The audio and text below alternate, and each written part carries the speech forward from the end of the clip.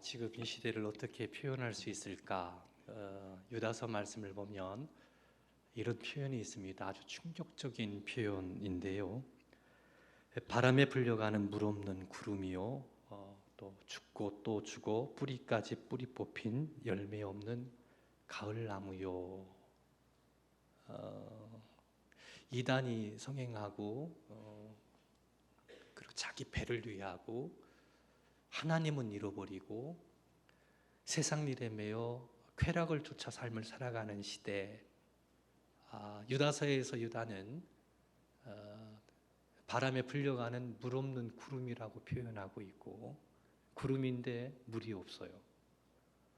죽고 또 죽어, 죽고 또 죽어, 뿌리까지 뿌리 뽑혔어요.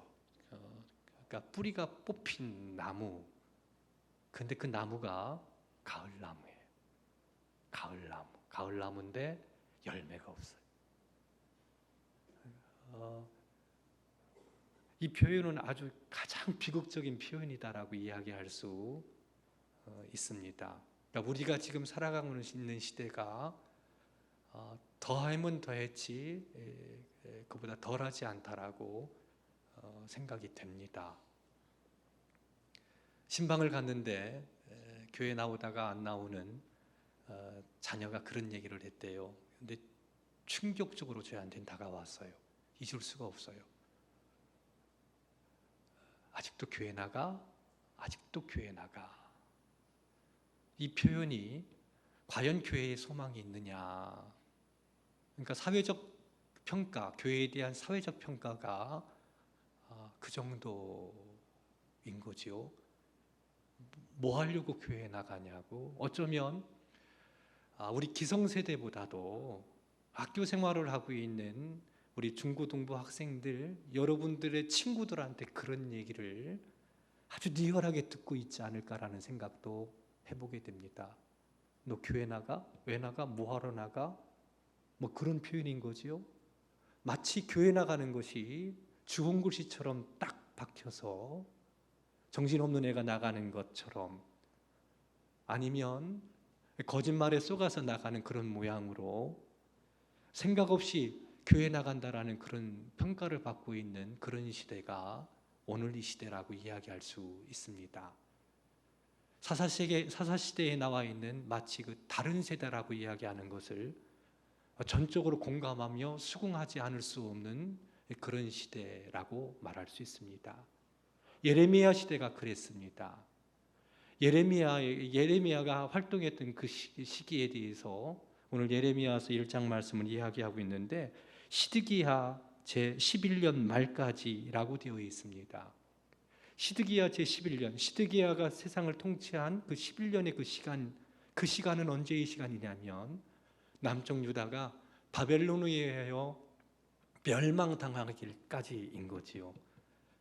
하나님의 언약 백성인 유다가 멸망당한다라는 것은 꿈에도 상상할 수 없는 일이었지만, 이스라엘 백성들은 그렇게 하나님을 떠났고 우상을 숭배했으며 포악했고, 그리고 하나님을 섬기지 않았으며 도덕적으로 윤리적으로 타락했고, 그래서 도저히 하나님의 백성으로서는 기대하기 어려운, 하나님의 백성이라고 말하기가 어려울 정도로 완전 타락한 시대라고 이야기할 수 있을 겁니다. 유다서에서 유다가 말한 것처럼 죽고 또 죽어 뿌리까지 뿌리 뽑힌 열매 없는 가을나무, 한번 그려보시기를 바랍니다. 뿌리가 뽑혔어요. 열매가 없어요. 가을나무예요. 끝이 없으면 끝장난 겁니다. 그런 시대 말, 바벨론에 의하여 멸망당하는 그 시대 말, 끝까지 하나님께서는 회개하고 돌아오라고 얘기했지만 하나님의 말씀을 선포하는 선지자들을, 그들을 핍박했고 결코 나라는 망하지 않을 것이다라고 아무리 그래도, 아무리 약해도 이스라엘은 망하지 않는다라는 그 잘못된 신념을 가지고, 그러면서도 동시에 하나님을 떠나 살았던 그런 시대, 바로 그 시대, 말로 다 할 수 없는 참 열악하고 최악의, 영적인 최악의 시대에 하나님은 예레미야에게 나타나셨습니다. 그리고 예레미야에게 말씀을 주시는 겁니다. 그것이 오늘 본문 말씀입니다. 5절 말씀을 보면 다 같이 함께 읽겠습니다. 5절입니다. 시작. 내가 너를 모태에서 짓기 전에 너를 알았고 네가 배에서 나오기 전에 너를 성별하였고 너를 여러 나라의 선지자로 세웠노라. 하나님께서 예레미야에게 그렇게 얘기합니다. 그런데 예레미야는 준비된 사람이 아니었습니다. 이 하나님의 부르심에 대하여 예레미야는 그렇게 노라고, 하나님의 부르심을 받아들일 수 없다라고 이야기합니다. 슬프도소이다. 슬프도소이다. 나는 어린아이라, 나는 아이라 말할 줄을 모릅니다 라고 이야기합니다. 아이라는 겁니다. 여기 아이라는 그 히브리어 나하르는 영세부터 청년기까지를 의미합니다. 그래서 예레미야에게 하나님의 말씀을 받을 때가 한 20세 정도로 본다면 청년의 시기지요. 예레미야는 무슨 소리입니까? 무슨 소리입니까? 나는 말할 줄을 모릅니다. 나흐르라는 히브리어가 모세가 하나님의 부르심을 받았을 때 사용했던 그 단어입니다. 하나님께서 모세에게 나타나셔서 부르실 때 버릴 만한 사람을 보내세요. 나는 자격이 없습니다. 나는 연약합니다. 나는 무능합니다. 내가 누구이기에 바로에게 가며 내가 누구이기에 이스라엘 백성의 지도자가 될 수 있겠습니까? 나는 못합니다. 그때 사용되어진 얘기입니다. 그러니까 하나님의 부르심을 입은 예레미야는 결코 하나님의 부르심에 응할 수 없다라고 이야기합니다. 왜? 아이기 때문에, 어리기 때문에, 준비가 되지 않았기 때문에, 힘이 없기 때문에, 지혜가 없기 때문에, 가진 것도 없고 무능하기 때문에 내가 어떻게 거기에 반하여 이스라엘, 하나님께서 부르심으로 가라고 한 곳, 그곳은 어떤 곳입니까? 악한 민족입니다. 그런데 이스라엘 민족뿐만 아니라 유다 민족뿐만 아니라 여러 나라, 여러 왕이, 그러니까 이방 세계까지라도 하나님의 말씀을 가지고 외치라고, 선포하라고 그렇게 부름을 입은 사람이 바로 예레미야였던 것이 책임이 중체돼야 합니다. 그러나 예레미야로서는 그를 받아들일 수가 없습니다. 그래서 노라고 얘기합니다. 내가 아이고 어린아이고 그리고 말할 줄을 모르기 때문에 갈 수 없다라고 이야기합니다. 그때 하나님이 다시 예레미야에게 이렇게 말씀하십니다. 함께 읽겠습니다. 7절입니다. 다 같이 읽습니다. 시작. 여호와께서 내게 이르시되 너는 아이라 말하지 말고 내가 너를 누구에게 보내든지 너는 가며 내가 내게 무엇을 명령하든지 너는 말할지니라 말씀하셨어요. 아이라 하지 말라는 거예요. 우리 학생 중고등부 학생들 한번 따라합시다. 나는 아이가 아닙니다. 다시요. 다시 따라합니다. 나는 아이가 아닙니다. 누구의 말이냐면 주님의 말씀이에요. 하나님께서 나는 아이입니다, 할 줄 모릅니다, 어립니다, 못합니다라고 이야기하는데 아니다라는 거예요. 부르신 겁니다. 부르신 거예요. 아직 어린 다윗에게 사무엘이 나타납니다. 그리고 그 아직 어린 다윗에게 양을 치고 있는 다윗에게 양친다라는 것은 아주 허드렛 일이에요. 사무엘이 양치고 있는 어린 다윗에게 기름을 부어 왕으로 세웁니다. 기름을 붓습니다. 아직 어린 다윗이 골리앗과 맞짱을 뜹니다. 사울왕도 두려움에 떨었고 수많은 군사들도 두려움에 떨고 있습니다. 그런데 아직 어린 소년 다윗, 그는 하나님의 이름을 모욕하고 그렇게 이스라엘을 향해서 위협하고 있는 골리앗을 향해서 당당하게 일어서 나가는 것을 볼 수 있습니다. 소년이었지만 소년 다윗은 거인 골리앗을 쓰러뜨립니다. 하나님의 말씀입니다. 한나 이야기를 하면서 사무엘에 대해서 생각하지 않을 수가 없습니다. 사무엘은 하나님 앞에 드려진 아이였는데 그 어린 사무엘이 하나님의 음성을 듣습니다. 사무엘이 하나님의 음성을 듣습니다. 그가 아주 어린 아이였습니다. 그런데 하나님은 사무엘과 함께 하셨습니다. 그리고 사무엘이 말하는 것은 다 이루어집니다. 사무엘이 말하는 것은 다 이루어집니다. 이것이 초창기, 어린 사무엘에게 일어났었던 이 일이었던 것들을 우리는 주목해 볼 필요가 있습니다. 그래서 사무엘을 하나님께서 선지자로 세웠다라고 온 이스라엘이 다 인정을 합니다. 사무엘이 무슨 말을 하든지 그대로 되었기 때문에 그런 겁니다. 예레미야는 나는 아이입니다. 내가 말을 할 줄 모릅니다라고 얘기했는데 하나님께서는 그렇게 말씀하지 않았다라는 거죠. 아이라 하지 말라, 어리다 얘기하지 말라. 우리 학생들 찬양을 할 때 주님께서 왼편으로 하면 우리 왼쪽, 주님께서 오른편 하면 우리 오른편. 그 무슨 말이신지 아시죠? 그게 무슨 말이신지 아시죠? 주님과 함께 하겠다라는 거지요. 주님과 함께 동행하겠다라는 것입니다. 지금 우리 중고등부 학생들이 가장 뜨겁습니다. 수련회에서 온 지 얼마 안 됐어요. 어제 왔거든요. 그래서 아주 막 무지무지 뜨겁습니다. 그런데 내가 우리 학생들한테 주고 싶은, 정말 하고 싶은 이야기가 뭐냐면 너희들은 아이가 아니라는 거예요. 아이가 아니라는 거예요. 또 하나님께서는 부르셨다라는 겁니다. 우리 기성세대, 우리 권사님, 이렇게 여기 함께 하신 그 부모님 세대분들은 아주 그 사회생활을 많이 한 다음에 부르심을 입었어요. 그런데 여러분들은 훨씬 더 하나님의 큰 축복을 받은 겁니다.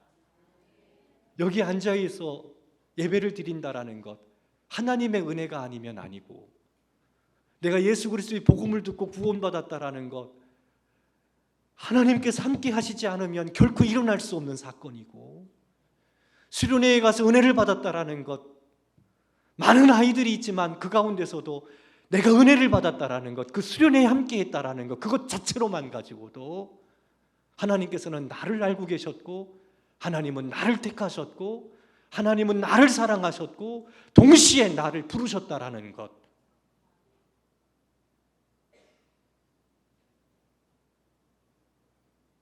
이걸 믿으시기를 바랍니다. 아니요, 나는 친구의 권유로 교회 나와서, 그렇지 않습니다. 친구를 통해서 하나님께서 부르신 겁니다. 하나님께서 나를 부르신 겁니다. 예레미야는 하나님께서 그가 태중에 있을 때부터 지었다라는 것, 택하셨다라는 것을 상상조차도 못했을 겁니다. 그런데 하나님께서는 예레미야를 부르실 때 그렇게 말했죠. 모태에 짓기 전에 내가 너를 알았다. 내가 배에서 나오기 전에 내가 너를 거룩하게 구별했고, 내가 너를 여러 나라의 선지자로 세웠다라고 이야기를 하고 있다라는 거예요. 하나님께서 나를 아셨고, 하나님이 나를 택하셨고, 하나님이 나에게 사명을 주셨다라는 것. 우린 그것을 잊고 살아갑니다. 하나님의 택하심에는 후회하심이 없습니다. 하나님이 택하시지 않으면 누구도 주님 앞으로 나올 수 없습니다. 그러니 젊은 날 이렇게 주님을 찬양하고 구별된 모습으로 은혜를 받고 주님을 예배하며 주의 뜻대로, 주님께서 왼편이면 나도 왼편이고 주님이 오른편이면 나도 오른편이라는 것. 물론 사람들은 아직 어리니까 찬양이니까 그렇게 하겠지. 아니요, 그렇지 않습니다. 제가 학생 때 그 은혜를 받아서 주의 일을 하겠다고 손을 딱 들었을 때 우리 교회 선배들이 저를 불렀어요. 대학생 형들이 불러가지고 저를 가운데 앉혀놓고 그렇게 얘기를 했습니다.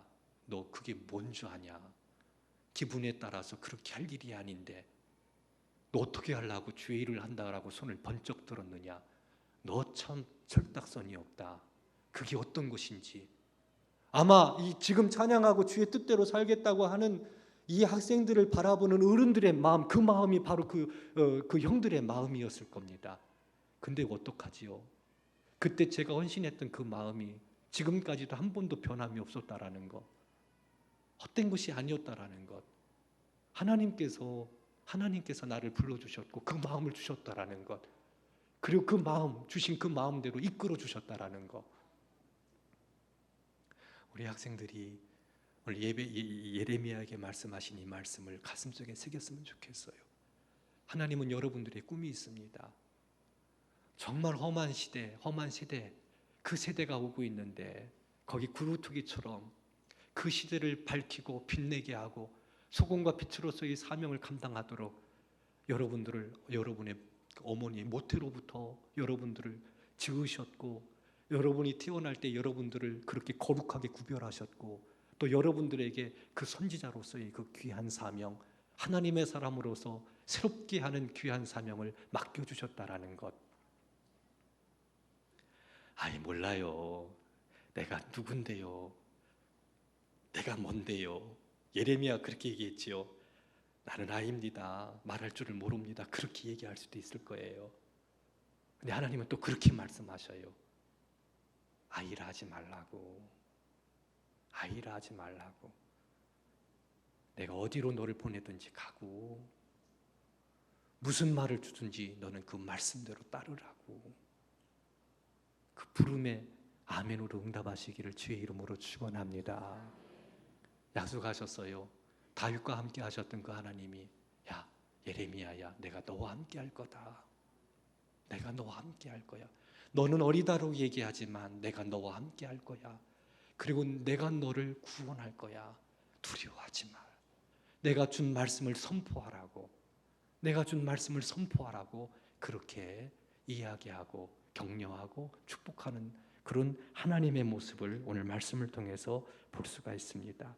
어떤 사명입니까? 10절입니다. 보라, 내가 오늘 너를 여러 나라와 여러 왕국 위에 세워요. 예레미야를 세워요. 그럼 어떻게 합니까? 내가 그것들을 뽑고 파괴하고 파멸하고 넘어지게 하고, 뭐예요? 죄악된 것들을 경고하는 겁니다. 그렇지, 뽑아내는 겁니다. 새롭게 하는 겁니다. 그리고 건설하고 심게 하겠다라고 이야기를 합니다. 여러 나라, 이스라엘만을 가리키는 게 아닙니다. 여러분의 꿈이 세계로 열려져 있어야 돼요. 그래서 세계 곳곳으로 나아가서 어떤 일이요? 귀한 사명을 감당하는 거지요. 귀한 사명을 감당하는 겁니다. 그래서 오늘 헌신 예배를 드리니까 목사님이 우리 중등부, 고등부 학생들한테 미션을 주려고 그래요. 헌신이니까 어떻게 하겠어요? 예, 어린아이는 아이긴 아이인가 봐요, 목소리가. 그렇게 하겠습니까? 아니, 더 크게 하겠습니까? 하겠습니까? 그렇지. 원빈 볼 때처럼 그렇게 하는 거예요. 원빈 볼 때처럼. 부모님 전도하세요.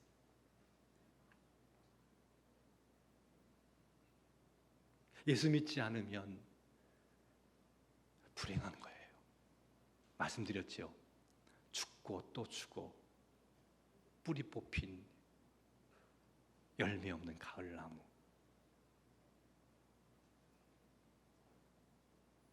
친구 전도하세요. 함께 웃고 떠들고 하는 그 친구가 사실은 죽고 또 죽고 뿌리 뽑힌 열매 없는 가을나무라는 거예요. 예수님 없으면 아직 심판 아래 있는 겁니다. 그 영혼들을 구원하라고 우리를 부르신 겁니다. 물론 이것은 우리 중등부, 고등부 학생들에게만 해당되는 건 아닙니다. 우리 영적인 눈이 열려져야 됩니다. 오전 시간에 설교했던 것처럼 마게도냐 사람 한 사람이 환상 중에 바울에게 나타나서 건너와서 우리를 도와달라, 건너와서 우리를 도와달라. 바울이 마게도냐에 들어갔을 때 건너와서 도와달라고 했던 사람 아무도 없습니다. 핍박이 기다렸고 환난이 기다렸습니다. 그런데 그 영혼들은 부르짖고 있는 겁니다. 구원해달라고. 여러분들이 그 사명을 감당하기를 원합니다. 아직 아는 것도 없어요. 몰라요. 잘못 아이라고 하지 마십시오. 주님이 함께 하십니다. 두려워하지 마십시오. 주님이 도와주십니다. 주님께서 지혜를 주실 겁니다. 다만 그 영혼에 대한 간절한 열정의 마음을 갖고, 그리고 오늘부터 카운트하는 거예요. 카운트하는 거예요. 부모님이 나오신다든지 여러분들의 친구가 나온다면 데리고 나올 때 목사님이 선물을 줄게요. 여러분하고 나온 사람하고, 그리고 한 달을 그렇게 교회에 또 나온다면 처음 준 선물에 곱하기 2를 해서 여러분도 주고, 그리고 여러분의 친구도 줄 거예요. 왜? 재미있게 한번 해보자는 거지요. 재미있게 한번 해보자는 거지요. 뜨거운 은혜를 받았는데 말이죠. 뜨거운 은혜는 그냥 가슴에 머물러 있는 것이 아닙니다. 이 은혜는 흘러가게 되어 있습니다. 흘러가야만 됩니다. 그래서 우리의 가정이 새로워져야 되고 또 나를 통해서 새롭게 변화되어야 되고 그 영혼들이 주님께로 돌아오는 그런 열매로 나타나야 된다는 거지요. 주님을 위해서 헌신한다면 죽고 또 죽어 대지에서 뿌리 뽑힌 열매 없는 가을나무, 사람의 고단함과 힘들고 어려운 삶의 지경을 우리는 영적인 눈으로 바라봐야 된다는 겁니다. 그 탄식과 부르짖음의 소리를 들어야 된다는 겁니다. 우리 중등부, 고등부 학생들뿐만 아니라 우리 사랑하는 성도 여러분, 함께 우리가 헌신 예배를 드리는데 아이 못해, 어떻게 안 돼, 말해도 안 돼, 걔는 틀렸어, 아이 안 된다고. 주님은 그렇게 말씀하지 않습니다. 그렇게 말하지 마. 아니야, 그렇게 말하지 말. 내가 함께 할게. 내가 함께 할게. 그 믿음 갖고 가라는 겁니다. 어떻게 그렇게 하시겠습니까?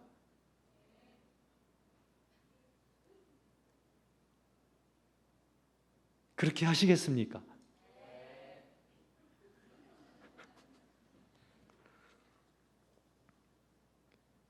목사님 때하고 전혀 다른 세대입니다.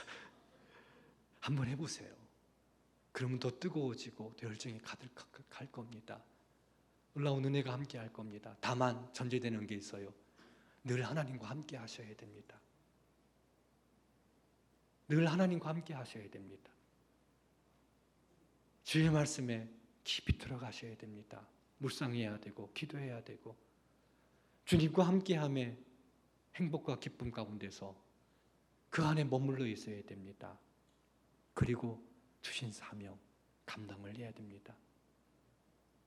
마음 아픈 기억 두 가지가 있습니다. 하나는 우리 성도님 중에 한 분이 저한테 새를 선물로 주셨습니다. 새장하고 아주 예쁘게 해서 선물을 주셨는데 아주 얼마나 예쁜지 새를 열심히 키웠습니다. 근데 어느 순간 제가 새를 잘 못 관리해서 어느 날 아침 보았더니 그 새가 죽었어요. 얼마나 마음이 안 좋은지. 마실 물만 조금만 신경 써서 제때 주었다면 아주 이쁘게 또 성도님이 선물해 준 건데, 근데 그 성도님을 뵐 때마다 자꾸 그 새가 생각나요. 마음에 무거운 짐인 거지요. 누구 잘못 만나서? 주인 잘못 만나서. 내 주인이 목사님이니까 잘해줄 거야 생각했다가 그만 죽고 말았어요.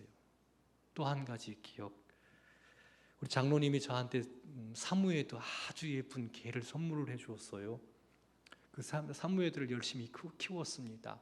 얼마나 멋있는지, 얼마나 멋진지 그것을 잘 접종을 해가지고 제가 돈에 눈이 멀어가지고 그때 당시 사무에도 새끼 한 마리에 70만 원씩, 야 이거 잘 키워서 새끼 나면 큰 부자 되겠다.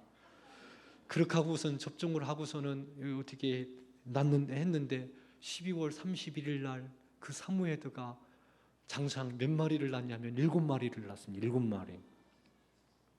하얀색 사무에드 기가 막히게 예뻐요. 그게 1살 되기 전 막 커가지고 막 방 안에서 뛰노는 모습은 마치 천국과 같았어요. 그렇게 털이 복실복실하고 얼마나 예쁜지. 그러나 그거 다 키울 수가 없잖아요. 그래서 어떤 사람에게 팔까? 70만 원씩 7마리면 얼마입니까? 그 돈에 눈이 멀어가지고 제가 그 사무에도 그 섹시하고 이렇게 그 임신시키려고 들어간 돈이 30만 원이 넘은데, 그래도 배로 남으니까 그렇게 했는데 그때 경제적 불황이 와가지고 개 키우는 사람들이 없다고 해가지고 이게 전부 다 제 몫이 됐습니다. 이게 큰 걱정거리예요. 큰 놈까지 해가지고 개가 몇 마리예요? 8마리. 야, 이게 목회하는 게 아니라 내가 개를 키우겠다 그렇게 생각해가지고 막 개밥 주고 개똥 치고, 이게 얼마나 힘들고 어려운지. 왜 그 어미개는 그 키우기가 힘들었던지 가끔 도망가요. 그 도망간 개를 또 찾아오느냐고. 왜 어미개가 나가버리면 그 7마리는 내가 어떻게 키웁니까? 그 엄마가 있어야지. 그 개 잡으러 다니느냐고 동네방네다 막 돌아다니고, 야 저거 성결교회 목사님 개 잡으러 나왔다고 그런 소리가 들리는 것 같고 도저히 뭐 어려워요. 그러나 오늘 봤더니요, 개 한 마리가 시름시름 알아요. 이렇게 봤더니 병이 든 거예요. 많아가지고 신경을 못 쓴 거예요. 다 그 발 안쪽이 문드러진 거예요. 얼마나 마음이 아픈지, 얼마나 마음이 아픈지. 내가 좀 더 잘 관리했더라면. 그래서 걔 1번, 2번, 3번, 4번, 5번, 6번, 7번 붙여놓고 우리 교우들한테 뽑기를 해서 하나씩 다 나눠드렸습니다. 그래서 대신방을 가면요, 먼저 저를 반겨주는 것은 사모예드 강아지 분양시킨 것. 그때 교우들 가정마다 사모예드로 풍년이 났어요. 근데 그 개는 죽었어요. 마음이 아파요. 좀 더 관리했더라면. 가끔 그런 소식 듣잖아요. 이상한 얘기 들릴 때, 친구들이 이상한 행동을 했을 때, 예수 믿은 내가 좀 더 관심을 가졌더라면, 왕따시키지 않고 친절하게 대했더라면. 하나님의 마음이 그런 마음인 거예요. 시드기야 11년, 이스라엘 영적 상태에서 최악이었습니다. 선한 것을 기대할 수 없는 가장 악한 시대였습니다. 근데 하나님의 마음은 바로 그들을 구원하는 데 있었던 것을 볼 수 있습니다. 아직 아이라고, 어린아이라고, 말을 할 줄 모른다라고 얘기했던 예레미야, 하나님은 그가 필요하듯 여러분들이 필요한 겁니다. 왜냐하면 여러분 곁에 있는 가족과 여러분 곁에 있는 친구들, 그 영혼들을 향한 하나님의 사랑, 그것 때문에 여러분을 택하시고 여러분을 구원하시고 여러분에게 뜨거운 은혜를 주시고 여러분에게 뜨거운 열정을 주신 겁니다.